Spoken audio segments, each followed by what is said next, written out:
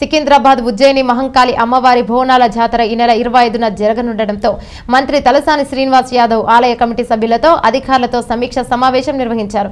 గత ఏడాది కోవిడ్ ఉండడంతో ఘనంగా జరుపుకోలేకపోయామన్నారు. ఈసారి కూడా నిబంధనలు పాటిస్తూ బోనాలు ఘనంగా నిర్వహించాలని కోరారు.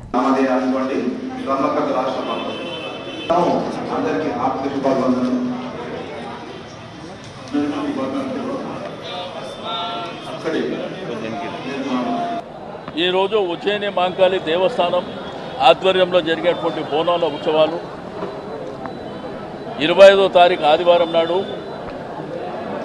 మరి బోనాలు కానివ్వండి, తొట్టెల ఊరేగింపులు, సాయంత్రం పలారం బండ్ల ఊరేగింపులు, నెక్స్ట్ డే రంగం,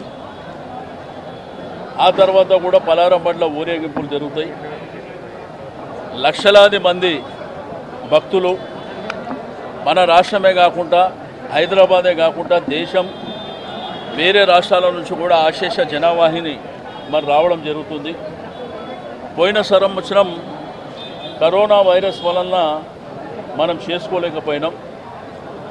ఈసారి కూడా కరోనా వైరస్ పూర్తి స్థాయిలో తగ్గినప్పటికీ కొంత సామాజిక దూరం పాటిస్తూ కోవిడ్ నిబంధనలు మాస్క్ కానీ, శానిటైజర్ కానీ, సోషల్ డిస్టెన్స్ కానీ ఇవన్నీ మెయింటైన్ చేస్తూ పండుగ గొప్పగా జరగాలనేటువంటి ఉద్దేశంతో ఈ నెల 11వ తారీఖున గోల్కొండలో ప్రారంభమయ్యేటువంటి బోనాలు ఈ యొక్క సికింద్రాబాద్ ఉజ్జయిని మహంకాళి దేవస్థానంలో 25, 26వ తారీఖు, అదేవిధంగా ఓల్డ్ సిటీ ఉమ్మడి దేవాలయాలు ఆగస్టు 1, ఆగస్టు 2, దాంతోపాటు మొత్తం హైదరాబాద్ సిటీ అంతా జరుగుతాయి. ఈ భారతదేశ చరిత్రలోనే ప్రైవేట్ దేవాలయాలకు కూడా డబ్బులు ఇచ్చినటువంటి ఏకైక ముఖ్యమంత్రి కేసీఆర్ గారు. ఈ ప్రైవేట్ దేవాలయాలకు డబ్బు ఇచ్చినటువంటి దాఖలాలు ఈ దేశంలో ఎక్కడ ఉండవు.